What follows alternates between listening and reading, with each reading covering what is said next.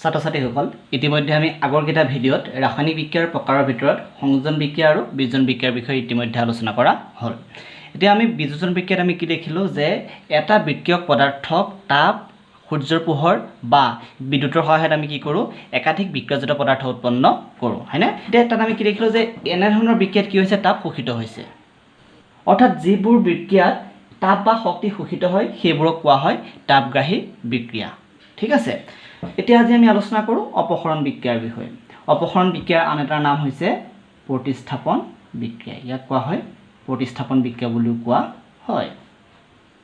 প্ৰতিস্থাপন বিক্ৰিয়া আমি এই বিক্ৰিয়াৰ প্ৰকাৰটো এটা কাৰ্যকলাপৰ সহায়ত আমি বুজিব চেষ্টা কৰিম। এতিয়া আমি পৰীক্ষা নল ল'লোঁ। ঠিক আছে, আমি পৰীক্ষা নল এটা ল'লোঁ। ইয়াত আমি দি দিলোঁ 10 ml কপাৰ ছালফেট। ইয়াত আমি কি দি দিলোঁ 10 ml আমি কপাৰ ছালফেট দি দিলোঁ। ঠিক আছে, কপাৰ ছালফেটৰ ৰংটো হৈছে নীলা। এতিয়া এই দ্ৰৱটো কি ৰঙৰ হ'ব, নীলা ৰঙৰ দ্ৰৱ হ'ব। এতিয়া আমি গজাল ল'লোঁ, আমি দুটা গজাল ল'ম। আমি এনেকুৱা ধৰণৰ দুটা গজাল ল'লোঁ। ঠিক আছে, দুটা গজাল ল'লোঁ। আমি এটা গজাল আমি ৰাখি দিম, এটা গজাল আমি কি কৰোঁ ইয়াত আমি ডুবাই দিম। ঠিক আছে, ইয়াত আমি এটা গজাল ইয়াত কি কৰিলোঁ ডুবাই দিলোঁ। এতিয়া গজালৰ ৰাসায়নিক সংকেত আছে, সেইটো হৈছে Fe। ঠিক আছে, আইৰণ বা ফেৰাছ। এতিয়া ইয়াত আমি যেতিয়া গজালটো ডুবাই দিলোঁ, গজালটো ডুবোৱাৰ ফলত কি হ'ব, এতিয়া এই গজালটো এই কপাৰ ছালফেটৰ লগত কি হ'ব বিক্ৰিয়া ঘটিব, মানে Fe আৰু কপাৰ ছালফেটৰ মাজত এতিয়া কি সংঘটিত হ'ব, বিক্ৰিয়া সংঘটিত হ'ব। এতিয়া ইয়াত কি হ'ব, এই প্ৰকাৰৰ বিক্ৰিয়াত আমাৰ সক্ৰিয়তা শ্ৰেণীৰ কথা জানিব লাগিব। তোমালোকৰ কিতাপখনৰ 45 নম্বৰ পেজত তোমালোকে চাবা, মই তোমালোকৰ স্ক্ৰীনতো দেখাই দিছোঁ, তাত তোমাৰ সক্ৰিয়তা শ্ৰেণীটো আছে। এতিয়া আইৰণ কপাৰতকৈ বেছি সক্ৰিয় মৌল। আইৰণটো কপাৰতকৈ কি বেছি সক্ৰিয়।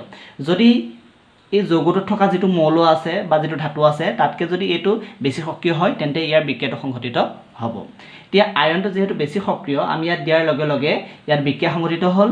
বিক্ৰিয়া সংঘটিত হৈ কি হ'ব, এই আইৰণটোৱে এই কপাৰক নিজৰ যৌগটোৰ পৰা অপসাৰিত কৰিব, মানে ইয়াৰ পৰা আঁতৰাই দিব। ঠিক আছে, আঁতৰাই মেলি কি হ'ব, এই যিটো আইৰণ আছে আইৰণটোৱে ছালফেটৰ লগত কি হ'ব এটা যৌগ গঠন কৰিব। আমাৰ এতিয়া কি উৎপন্ন হৈ যাব, ফেৰাছ ছালফেট উৎপন্ন হৈ যাব, FeSO4 ফেৰাছ ছালফেট উৎপন্ন হৈ যাব। আৰু তাৰ লগত থাকিব কি কপাৰ যিটো ধাতু আছে, কপাৰটো এক্সট্ৰা হৈ যাব। এতিয়া ইয়াৰ যিখিনি ৰংটো কি হ'ব, এতিয়া ইয়াত কপাৰ ছালফেট নাই, এতিয়া এই কপাৰ ছালফেটৰ ঠাইত কি হৈ গৈছে ফেৰাছ ছালফেট হৈ গৈছে।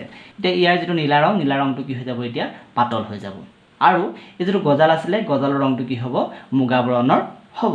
ঠিক আছে, এতিয়া এইটোত আমি কি দেখিলোঁ যে এটা সক্ৰিয় মৌলই এটা কম সক্ৰিয় মৌলক তাৰ যৌগৰ পৰা অপসাৰিত কৰি নিজে ইয়াত কি হৈছে প্ৰতিস্থাপন হৈছে বা প্ৰতিষ্ঠা হৈছে বা নিজে এটা যৌগ গঠন কৰিছে। এইটোৱে হৈছে অপসৰণ বিক্ৰিয়া বা প্ৰতিস্থাপন বিক্ৰিয়া। আৰু এটা উদাহৰণ চাওঁ, আমি জিংকৰ কথা আমি আলোচনা কৰোঁ। জিংকৰটো চাওঁ, Zn zinc plus copper sulphate. Zinc আৰু কপাৰ ছালফেট যদি বিক্ৰিয়া হয় তেতিয়া কি হ'ব, জিংকটো হৈছে কপাৰতকৈ বেছি সক্ৰিয় ধাতু, তাৰ কাৰণে কি হ'ব জিংক ছালফেট বনিব আৰু জিংক ছালফেটৰ লগতে এইটো কি হ'ব কপাৰ ধাতুটো অপসাৰিত কৰিব। ঠিক আছে, আৰু এটা উদাহৰণ চাওঁ, আমি লেডৰ ক্ষেত্ৰত চাওঁ, লেড যোগ copper chloride CuCl2 copper chloride. ইয়াত আমাৰ কপাৰতকৈ লেডটো বেছি সক্ৰিয়, তাৰ কাৰণে কি হৈ যাব লেড ক্লৰাইড প্লাছ কপাৰ। ঠিক আছে, এই তিনিওটা ক্ষেত্ৰতে কি হৈছে যে এটা কম সক্ৰিয় মৌলক এটা বেছি সক্ৰিয় মৌলই ইয়াক কি কৰিছে আঁতৰাই দিছে। এনেধৰণৰ যিসমূহ বিক্ৰিয়া আছে এইসমূহক কোৱা হয় কি অপসৰণ বিক্ৰিয়া বা প্ৰতিস্থাপন বিক্ৰিয়া।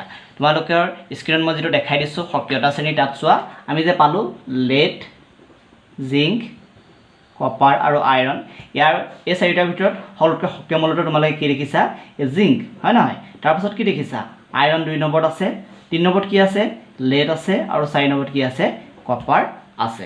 ঠিক আছে, তোমালোকক শেষত মই এটা হোমৱৰ্ক দিছোঁ, হোমৱৰ্কটো তোমালোকে বহীত লিখি উত্তৰটো লিখি তোমালোকে মোক হোৱাটছএপত ফটো মাৰি দিবা। প্ৰশ্নটো হৈছে জিংকে কপাৰ ছালফেটৰ দ্ৰৱৰ লগত বিক্ৰিয়া ঘটি কি উৎপন্ন কৰে, ই কোনটো প্ৰকাৰৰ বিক্ৰিয়া।